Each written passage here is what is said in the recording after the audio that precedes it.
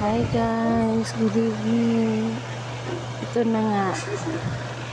Wala kami sabay kaya nga kami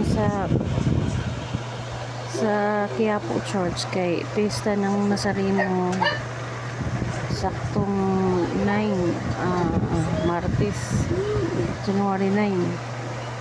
Ngayon 10 pa lang ng Lunes 10 ng gabi. Malis na kami kasi ang misa is mag-umpisa alas 12. Kaya ugma pa may mga ito pagsiksikan mo sa mga tao paghanak ayo yan na akong mga anak uban nya karon